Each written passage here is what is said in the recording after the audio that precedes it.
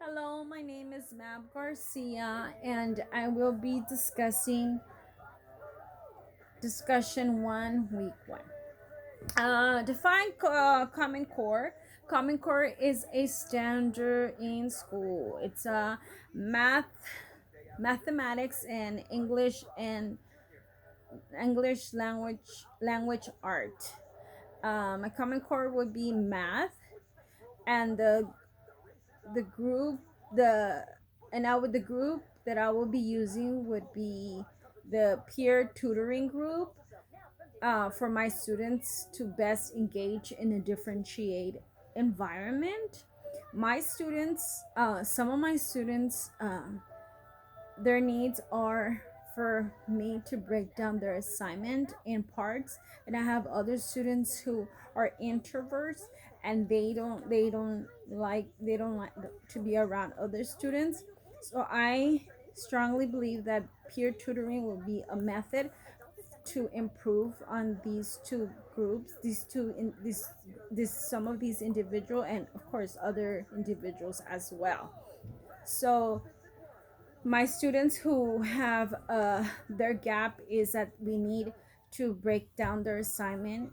It's a perfect method because if I give the student each student pieces of the assignment, and they work together, then the students who need that break it down assignment, they don't need to do all that because they're gonna have their teammates do the other parts, and they do one part so that they'll become a whole group thing. And the students that are like interval, then they'll be able to kind of open up themselves and kind of be like a more interval.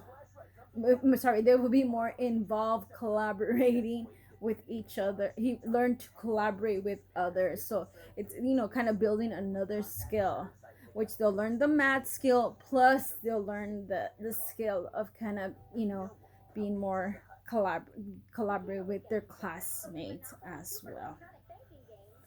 Another method, I mean, if I want to use another method that I could use for in my class would be the flexible group, which is based on I could based on the way that it's organized, or the way I will organize it. It's going to be based on their learning styles, academic interest, or their knowledge, what they know. And this one, you can mix it up. You can mix it up in you can have kids who are a little bit on the higher level, and you can have kids on the lower level, and this kind of will have that support from a higher to help kids who are lower kind of support each other in that way. That experience that I've had, and and seen this, not the specific method that I've chosen, but other methods. I'm a BII, and I have a student, a sixth grade student. So my sixth grade, he's in seventh grade now, but last year he was a sixth grade student. And in his math class, I remember the teacher was um, reviewing reciprocals. Um, and he put a fraction on the board, and he asked the students, what's the reciprocal of this fraction? And I remember that all those students, they rose their hand up, and then he said, talk to your elbow partner. And I was like, elbow partner? And I just seen, like, kind of everybody looking at their side, and like, wow, elbow partner, because he kept saying elbow partners. I was like, so I was kind of confused, but I got it. I was like, okay, I got it. But it was a very interesting method, and I think that's a very quick method to use uh, when you want to get kids' attention, when you want to get kids um, to kind of remember what a reciprocal is.